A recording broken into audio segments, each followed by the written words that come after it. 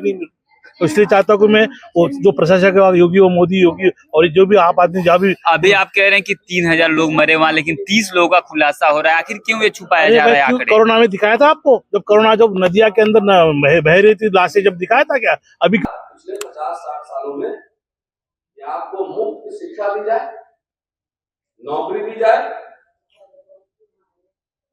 और नौकरी मिलने से, मुफ्त की पढ़ाई करने से जो वर्ण व्यवस्था है, जाति व्यवस्था है, वो डिसलोकेट हुआ है। प्रयागराज जो कुंभ मेला भरा है ये पाखंड है।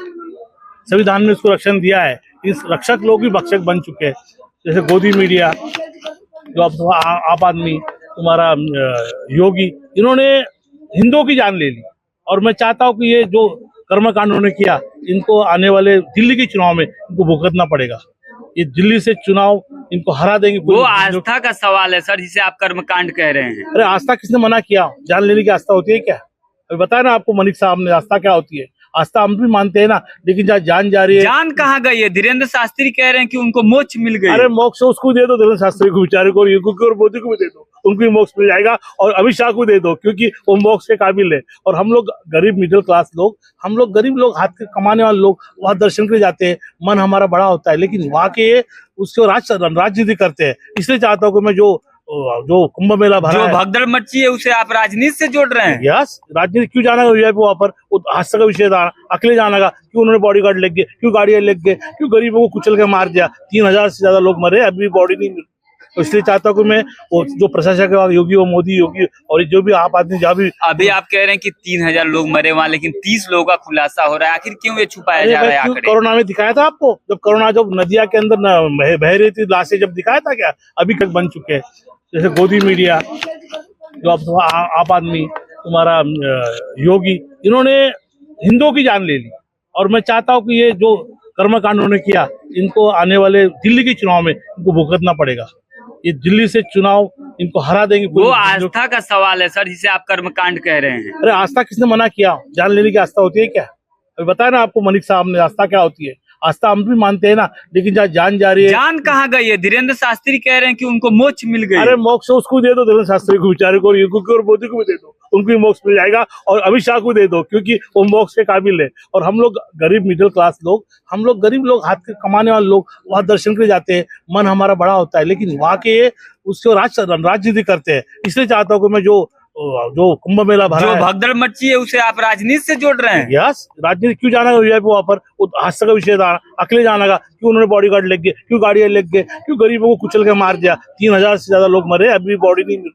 तो इसलिए चाहता हूँ कि मैं वो जो प्रशासक है योगी वो मोदी योगी और जो भी आप आदमी जहाँ भी। अभी आप कह रहे हैं कि 3,000 लोग मरे वहां, लेकिन 30 लोगों का खुलासा हो रहा है। आखिर क्यों ये छुपाया जा रहा है आंकड़े? कोरोना में दिखाया था आपको, जब कोरोना जब नदिया के अंदर बह रही थी लाशें, जब दिखाया था क्या? अभी क्यों दिखाएंगे? वो उनका प्रशासन गिर जाएगा, उनके ऊपर कानूनी कायदा हो जाएगा, FIR हो जाएगा, नहीं दिखाएंगे आपको। इसलिए झूठे लोग हैं, ये कपट छल लोग हैं, ये हिंदुओं को वहां बुलाते हैं और हिंदुओं को मारते हैं। तो हिंदू दुश्मनी, ये देशद्रोही लोग है, सब देशद्रोही लोग हैं। लेकिन वहां पे मुसलमानों को जिस तरह से कुंभ में जाने से वर्जित कर दिया गया था, लेकिन अब जो कुंभ है, लोग कह रहे हैं कि कुंभ उठकर मुसलमानों के मस्जिदों तक पहुंच गया। अरे कुंभ का अरे वो मुसलमान समाज के लोग, भारत के लोग हैं, उन्होंने जो सामान्य न्याय बोलते हैं, जो उनका फर्ज बनाया, उन्होंने गरीबों को उठाया, खाना खिलाया, अपने मस्जिदों में लग गया, मस्जिदों में लेकर धुलाया धुलाया, दवाई दिया, उनका फर्ज किया उन्होंने। वो इंडिया के लोग हैं, इंडियन है, उनके से इंसानियत है, इनका इंसानियत नहीं है। और जो बोलते मुसलमान को नहीं आना चाहिए, तो उनकी बाप की जगह है कुंभ मेला,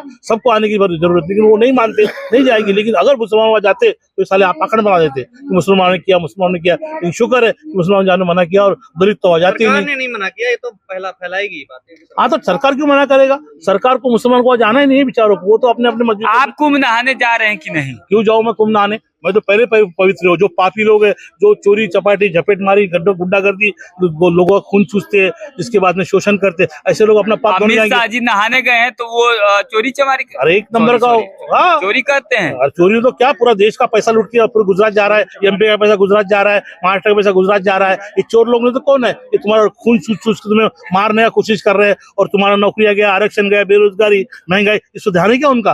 कुंभ मेले में ध्यान है। यहाँ पर दिल्ली के तो ही है वो देशद्रोही आज देशद्रोही नहीं बोला जाता, उनको आतंकवादी बोला जाएंगे। देशद्रोही छोटा शब्द हो गया, आज देश शब्द का बीएनएस में नहीं है, लेकिन वो आतंकवादी है देश के। और मैं धीरेन्द्र चाहता हूं- शास्त्री ने आह्वान किया था कि अगर जो कुंभ में नहीं आएगा वो देशद्रोही होगा। अरे वो पाखंडी का कौन सुनता है यार, वो पाखंड है, एक नंबर का चोर है वो साला बाइक में लड़की उड़की भागने वाला आदमी है, वो आराम चोर है वो साला उसको मोक्ष देने के लिए हम तैयारी करते हैं। आ जाओ हम बम्बई दिल्ली में उसको मोक्ष देते हैं। 10 करोड़ लोग उनकी बातें सुनते हैं, उनके राहों पे चलते हैं और वो पाखंडी हैं। पाखंडी साहब, पढ़ा लिखा नहीं, अनपढ़ गवार है वो क्या बोलेगा। भविष्य बता देते हैं आपका। तुम्हारा भविष्य बताओ, जाओ पूछो उसको भविष्य क्या है तुम्हारा, क्यों यहाँ पर तुम माइक लेके मेरे से बात कर रहे हो। नौकरी है आपको, आपके बच्चे घर में कितना आटा डाटा, कितनी महंगाई बढ़ गई, ये वो देख रहा है क्या। वो लोगों को खाना खिलाता है, रबड़ी खिलाता है, कुछ भी खाना खिला के लोगों को चुतिया बना। गरीब लोग है, मजदूर लोग है, बेचारे जाते हैं उसके सुनने के लिए, खाने के लिए जाते हैं वो, क्योंकि उनको खाना ही दिया नहीं। इतने लोग आएंगे कुंभ में। आप पता था, उन्होंने इतना प्रचार किया था, उसने 6.5 लाख करोड़ खर्चा किया कुंभ के अंदर। वो पूरा कर्जा लेके उन्होंने खर्चा करके वहां पर कुंभ मेला के अंदर खर्चा किया। वो उसका पैसा है, वो अपने गरीबों का पैसा है, अपने गरीबों का पैसा है, वो वहां खर्चा कर रहे हैं। तो इनको तो वो पैसा अपने गरीबों को खर्चा करना चाहिए, इसलिए लाशें दिखाने जाते हैं कि उनको मुआवजा देना पड़ेगा। भगदड़ में जिस तरह से वहां पे लोग मरे हैं, उसको लेकर जो योगी आदित्यनाथ है वो आंसू बहा रहे हैं बहुत ज्यादा। अरे वो खोटा, वो नकली आंसू उनके। अगर वो आंसू होते तो यहाँ पर नहीं आता घूमने के लिए, दिल्ली के अंदर प्रचार में नहीं आता, मोदी यहाँ पर नहीं आता, वहां जाते थे। पहले आए थे। अभी भी उनके बाद चिले चपाड़े यहाँ दिल्ली में घूम रहे हैं ना, ऑटो को वोट मार रहे हैं। इसलिए मैं आके दिल्ली की जनता को ये कहना चाहता हूँ, मोदी योगी 1 करोड़ 80 लाख करोड़ मतदाताओं को मैं क्या बोलना चाहता हूँ कि आप गलती से भी बीजेपी को वोट मत करो, ना आप आदमी को करो। आम आदमी एंटी रिजर्वेशन है, आपने भी तो देश के अंदर अपना 10-10 रुपया चुरा के पानी लाइट फ्री दे दिया, लेकिन आम आदमी के अंदर भी वही सेकंड नंबर आरएसएस का पार्ट है। जैसा हम लोग अन्ना हजारे को भगाया था दिल्ली से, और उसका ही साथ काम करने वाला ये आम आदमी का केजरीवाल था। ये 1 नंबर का, उससे बड़ा क्या बोलते हैं आतंकवादी हो सकता है। क्यों कि मोदी छोटा आतंकवादी, बड़ा आतंकवादी पढ़ा लिखा है, वो कम पढ़ा लिखा है। तो इसलिए मैं आरोप लगा रहा हूँ उन पे।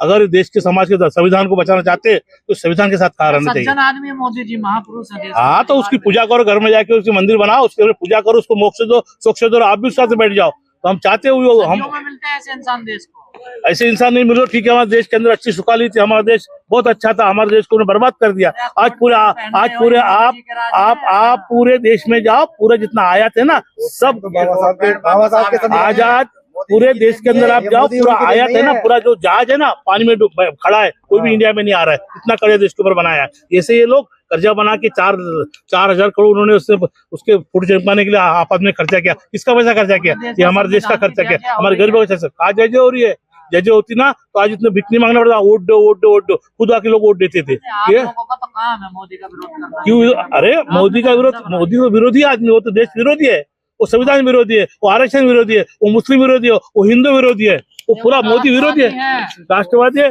सिखों के विरोधी। अरे हमारा मुख्य प्राइम मिनिस्टर मर चुके, बेचारे प्राइम मिनिस्टर का देहांत हुआ तो उनको दो गज की जमीन दे पाएंगे मोदी। ऐसे मोदी होते हैं क्या? मेले में आज नए संविधान पे चर्चा हो रही है, देशद्रोही की बात नहीं है, क्यों नहीं रोक रहे मोदी योगी? अरे ये जो अखाड़ा वाले हैं ना, जो अखाड़ा वाले और संत महामंडली चोर है, ये सबके ऊपर ना FIR दर्ज कर सबको अंदर जाना चाहिए। देशद्रोह का कार्य। और वो जो कानून ला रहे हैं ना, वो मनुवादी कानून पूरे देश के SC ST OBC मुस्लिम समाज को, कुछ भी बोलो, लोकतंत्र नहीं, लोकतंत्र को बर्बाद कर दिया भाई। लोकतंत्र को बचाने के लिए सिर्फ एक ही है, वो देश का गरीब मिडिल क्लास सोशल वर्कर। अरे राहुल गांधी हो तो राहुल गांधी होगा, उसमें क्या बड़ी बात है? वो बचा रहा है 50% की बात किया उसने जनगणना की बात किया, उसने पूरी देश के आबादी आरक्षण लागू कर ले राहुल गांधी। अरे भाई करेगा क्यों नहीं? कहाँ है बताइए? अरे तो जाओ अर्जी करो, आपको मिल जाएगा। आप अर्जी करो, आपको आपका पद मिल जाएगा, SC ST OBC को भरा जाएगा। लेकिन आज आप देख रहे हो संसद के अंदर 6 कानून उन्होंने फेल किया। एक उसने कानून पहले ब्रॉडकास्टिंग बिल फेल किया, आपको बोलने का अधिकार मोदी ने बंद किया था। मोदी जी के संरक्षण में सबका साथ सबका विकास हो रहा है। उसने कानून बंद किया, उसके बाद में वक्फ बोर्ड का कानून ने बंद किया। और ये तुम जो बोल रहे हो, मोदी जी के संरक्षण में सबका साथ सबका विकास हो रहा है। सत्यानाश हो चुका है मोदी जी काल में। नौकरी नहीं है, बच्चे भूख मांग रहे, स्कूल कॉलेज प्राइवेट कर दिया है, शिक्षा प्राइवेट कर दिया है, नौकरी के अंदर 5, 2,000, 3,000 में ठेकेदारी में काम करो, गवर्नमेंट जॉब पूरा खलास कर दिया। क्या मोदी करे? मोदी ने आप कुछ पैकेट दिया है क्या? मोदी की लाल कर रहे हैं आप। डिजिटल इंडिया बना दिए हैं। डिजिटल इंडिया जाओ तो 2-2 रुपए का ऊपर भीख मांगना पड़ता है, भाई मेरे 2 रुपए तो मुझे पैसा भेजना है, ये करना है। डिजिटल इंडिया बनाया उसने, देश का अर्थव्यवस्था पूरा खलास कर दिया। 5 इसलिए ट्रिलियन मोदी वैसे हो रही है, मतलब ये वही डिजिटल 5 मिलियन बोले कुछ बात नहीं, 5 ट्रिलियन का टारगेट वैसे ही वो है। झूठ टारगेट है पूरा। जाओ, देश के ऊपर कर्जा कितना है, पहले जमाने में 12 साल पहले 5 लाख करोड़ कर्जा था, अभी 2000-17,000 लाख करोड़ कर्जा देश के ऊपर कौन भरेगा? तुम्हें जिम्मेदारी बनती है। भी होगा, कुछ करते नहीं थे। कहा कर रहे हो पूरा जो कांग्रेस जमाने के उन्होंने आगे बढ़ा के क्या किया उन्होंने? कोई ऐसा पीएसए बनाया, कोई कारखाना खोला, कोई बड़ा बड़ा लोगों को नौकरी दिया, कोई जगह भरा, आरक्षण भरा, जो भरा। क्या करा कांग्रेस ने बताइए? खड्डे खोदने काम तो भरने का काम इसलिए क्या ना पैसा लेके, वो कांग्रेस के खड्डे खोदा तो आपके बाप दादा पढ़ लिख के आज बड़े हुए और आज बोलने का अधिकार दिया आपको। आपके बाप दादा को नौकरी हो तो आप यहाँ बोला होते क्या? आपको नौकरी मिली, आपको आरक्षण मिला, शिक्षा मिली, स्वास्थ्य मिली, इसलिए आज बात कर रहे हैं आप। आपका मोदी कर रहे हो, आपने मोदी को पाकिट दिया लगता है। जाओ मोदी घर में कपड़ा दो, कपड़े का। 5 किलो ले रहे हो, खा रहे हो। अरे फुकट का आना चाहिए, हमें हाथ को नौकरी दो, हमको हाथ को हमें नौकरी दो, हमारे हाथ के लिए, हमारे हाथ को नौकरी दो, काम दो। हम 500-2,000 के लिए नहीं मर रहे हैं तो आपस। आपको तो काम मैं मिला हुआ था मोदी जी का विरोध करने का। कहा ये हमें, अरे हम तो पैदाशी डॉक्टर है, हमारे बाप ने हमें डॉक्टर बनाया, मोदी ने थोड़ी बनाया। कांग्रेस जमाने में डॉक्टर बना, इसलिए आज समाज सेवा कर रहा, समाज की बात कर रहा हूँ। महाराष्ट्र से आ जाते हो आंदोलन करने रोज यहाँ। अरे क्यों नहीं आएंगे? हमारा हक अधिकार छीनने के लिए तुम बैठे हो क्या इधर? हमारा हक अधिकार छीनने का हमारा काम है। हमारे लोग का शोषण हो रहा है, हमारे लोग अत्याचार बढ़ रहा है, अन्याय बढ़ रहा है, नौकरियां निजीकरण कर दिया है, महंगाई बढ़ गई, बेरोजगारी बढ़ गई। में क्या हुआ कब मिले हुए हो आप मोदी किस तरह से मारा अयोध्या में अरे लड़की को रेप मोदी करके? करके हो, मोदी ने पाकिट दिया लगता है आपको। और इंडियन रिपब्लिक में भारतीय संविधान और गणराज्य विभाग, उसमें आप कहाँ हैं ये भी कहें। जात जात का खेला खेलो, आजकल दलित सब पिछड़ा भी पालकी हो रहा है मनुष्य व्यक्ति का हिंदू संविधान, पता है नहीं? व्यक्तिगत मुक्ति संभव है, एक राजा बन सकता है, एक ओबीसी प्रधानमंत्री बन सकता है, एक दलित राष्ट्रपति बन सकता है, दलित प्रधानमंत्री भी बन सकता है, इसमें कोई दिक्कत नहीं है। ऐसा नहीं है कि प्राचीन काल में 2000 साल पहले शूद्र राजा नहीं थे, शूद्र राजा थे, तभी वर्ण व्यवस्था जारी रही। इसका क्या मतलब? आपका भाई राजा बन सकता है, लेकिन आप रहोगे गुलाम, शूद्र रहो। ये है वर्ण व्यवस्था वाला राज। हमारे लोग नहीं समझते। कभी चुनाव है और उसमें आप देखिए बार बार समझाने की कोशिश कर रहे हैं कि भाई नेता तो एक बन सकता है, सांसद मौके बैठे तो एक एमपी बन सकता है, 545 सांसद बन सकते हैं, 403 विधानसभा बन सकते हैं उत्तर प्रदेश में, 243 बिहार में बन सकते हैं, 6000 एमएलए बन सकते हैं। लेकिन नौकरियां तो लाखों मिल सकती हैं, लाखों लाख लोग नौकरी कर सकते हैं और एमपी से ज्यादा तनख्वाह पा सकते हैं। आज जो पब्लिक सेक्टर यूनिट में जो लोग काम कर रहे हैं, सेल, हेल्थ तमाम यूनिवर्सिटी में जो लोग पढ़ा रहे हैं, 3-3, 4-4 लाख रुपए सैलरी है उनकी, और 5 साल के लिए नहीं। नेता तो आंसरेबल भी है, ताकि हाथ जोड़ रहा है 5 साल बाद, तो करवा भी। और आपकी एक नौकरी लगी तो 40 साल तक, 40 साल तक आपको नौकरी मिलेगी, ठीक है। तो ये जो भारतीय संविधान और गणराज्य बना इंडियन रिपब्लिक, मैं ये कह रहा हूँ कि घी की नदियां बन रही, कभी नहीं बन, खासतौर से दलितों के लिए मैं कह रहा हूँ।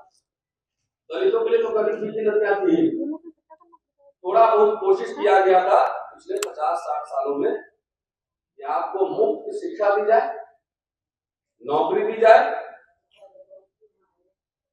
और नौकरी मिलने से, मुफ्त की पढ़ाई करने से जो वर्ण व्यवस्था है, जाति व्यवस्था है, वो डिसलोकेट हुआ है, नहीं हुआ?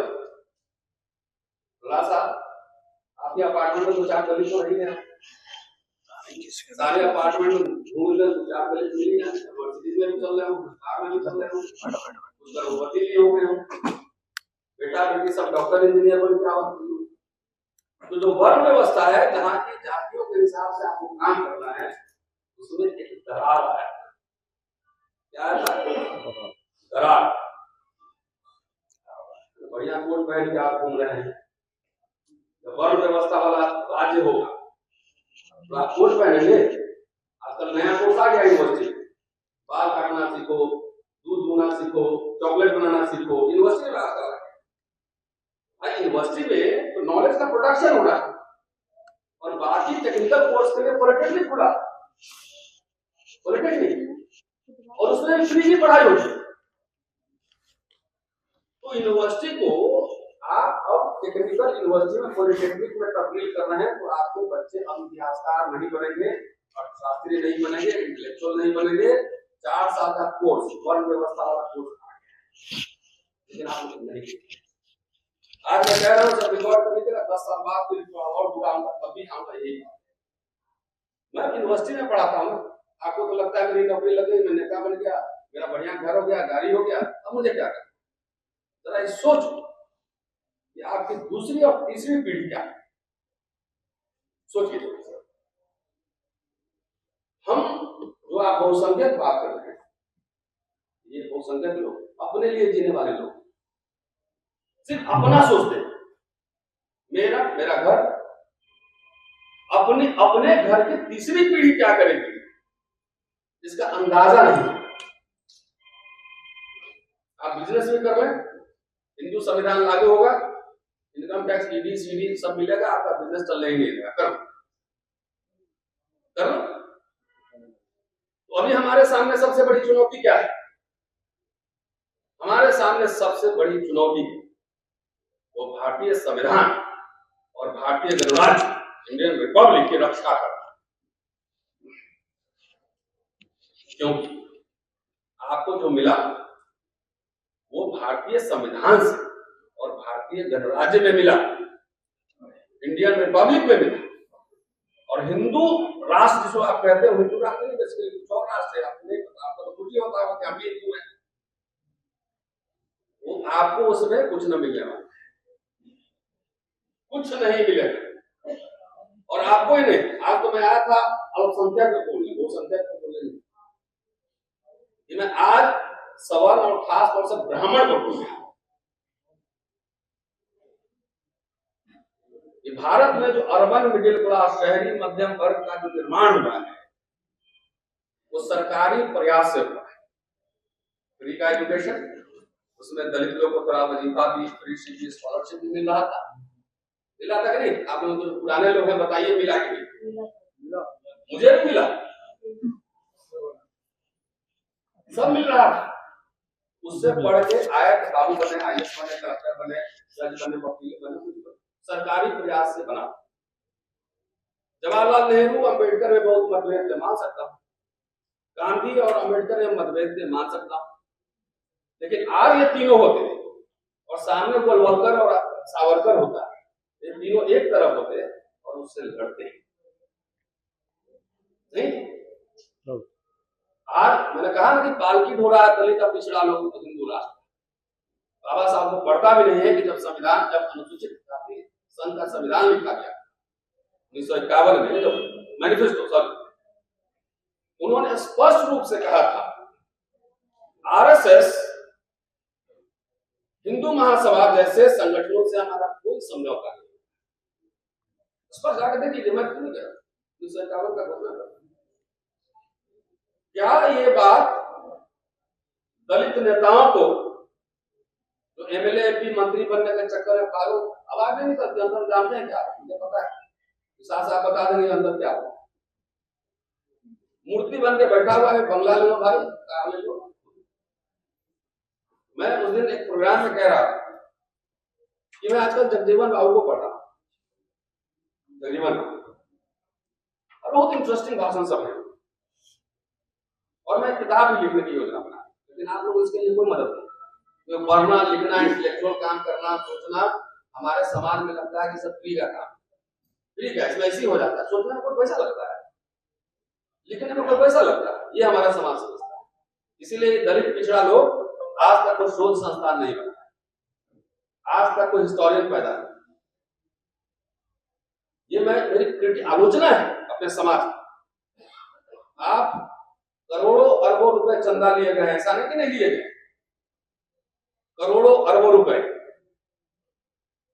लेकिन 10 बच्चा को विदेश में PhD नहीं करवाया। तो पढ़ना लिखना कोई आपके इंटरेस्ट में है ही कोई इंटरेस्ट नहीं है शोध रिसर्च।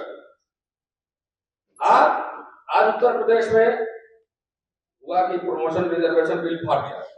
सुनते हैं क्या? आपको पता है कि 1957 में बाबू जगजीवन राम ने रेलवे में रिजर्वेशन इन प्रमोशन लागू कर दिया था बगैर कैबिनेट। और ये मद्रास हाईकोर्ट में इसको चैलेंज किया गया। मद्रास हाईकोर्ट में बाबू जगजीवन राम हार गए और सुप्रीम कोर्ट में आया, सुप्रीम कोर्ट में जीते। फ्री का एजुकेशन आपको ऐसे मिल गया था, कोई लड़ तो रहा था अंदर, कोई पॉलिसी तो बना रहा था।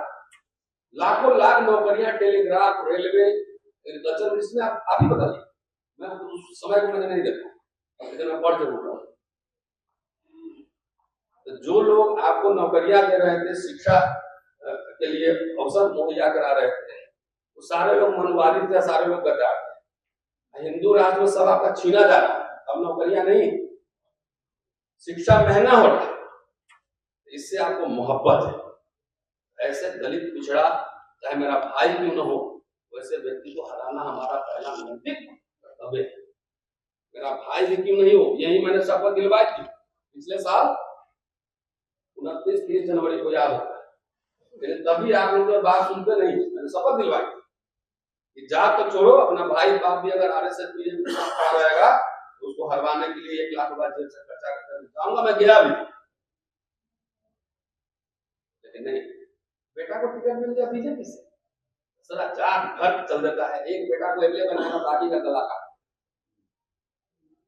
ये बात समझाने आए। आप मुझे बताओ, ओबीसी जो रिजर्वेशन है वो बीपी सिंह ने लागू किया, देयर रिकमेंडेशन। अर्जुन सिंह साहब उस समय उनसे मिलता था, सूरज यहाँ बैठे होते, हम सूरज लगातार अर्जुन सिंह मिलते थे ओबीसी रिजर्वेशन। उन्होंने एजुकेशन में लागू किया। कभी आप अपने प्रधानमंत्री जी को पिछड़ा कहते हैं, उनसे पूछा कि ओबीसी के लिए आपने कोई कमीशन बनाया, कोई नौकरियां दी क्या? पूछा कभी? तो भारतीय गणराज्य में जो आपको मिला था थोड़ा बहुत मिला, ये नहीं कह रहा हूं कि नहीं आ रहा, वो इनके आरएसएस बीजेपी के राज में वो आपसे छीन लिए, छीने जा रहे हैं। 10 साल में आप बताओ कितनी नौकरियां निकली, लेकिन नौकरी आपको करना नहीं। आपको सबको हुक्मरान बनना है, राजा बनना है, ठेका कर लेना नहीं है, अरबों रुपए के ठेके सरकारी होते, बिजनेस करना नहीं, भागीदारी सुनिश्चित नहीं करना है। तो जिसको आप अल्पसंख्यक कह रहे हैं, उनकी भी हालत ठीक नहीं है। मैं आपको बता रहा हूं, अभी सूरज जी से बात करके मैं आ रहा, मैंने सरकारी नौकरियों में सबसे ज्यादा कौन था? बोलिए। सवर्ण और विशेष रूप से ब्राह्मण। फैक्ट है ना, जहां जाकर त्रिवेदी जी, मिश्रा जी बोर्ड लगा रहा। तो जब गरीब भारत था, तो गरीब भारत में यूनिवर्सिटी, कॉलेज, विश्वविद्यालय खोले गए और नौकरियां दी गई। और सबसे बड़ी बात, पेंशन दी गई। आप लोग पेंशनर है कि नहीं? तो बैठे, पेंशन दी गई। जब अटल बिहारी वाजपेयी आए, हिंदू राष्ट्र में स्वागत था, आइए तो हम तो मजदूरी कर लेंगे। जिस समुदाय को समाज का अगुआ कहा जाता था, इंटेलेक्चुअल लीडर, तो पेंशन छीना गया तो उनका भी छीना गया, खाली हमारा थोड़ा छीना, उनका भी छीना गया। अगर एजुकेशन महंगा हुआ तो उनके लिए भी हुआ। सारे ब्राह्मण राजपुरोहित थोड़ी बन गए। अटल जी आए, सब लोग डफली बजा रहे थे कि अटल जी आ गए, हिंदू राष्ट्र बनेगा, हिंदू राष्ट्र में स्वागत है, पहले पेंशन छीनो। आरएसएस बीजेपी का जो रूल है, भाई ब्राह्मण को तो पहले गांव में सब बोलते थे पंडित नमस्ते, आज बहराइच में एक ब्राह्मण लड़का मारा गया। ब्राह्मण समाज को अभी लोग दंगाई बना रहे, सबसे नुकसान समझिए, खाली यही मत समझिए हमारा नुकसान होता। नौकरियां गई तो खाली हमारी थोड़ी जा रही, उनकी भी जा रही ना। आज दिल्ली विश्वविद्यालय में पढ़ाता हूं, पहले एडहॉक की व्यवस्था थी। अगर मैं छुट्टी पे गया तो मेरे जगह जो नया लड़का आएगा पढ़ाने, उसको पूरी सैलरी मिलती। आज के तारीख में वो बच्चा एडहॉक पढ़ा रहा हो,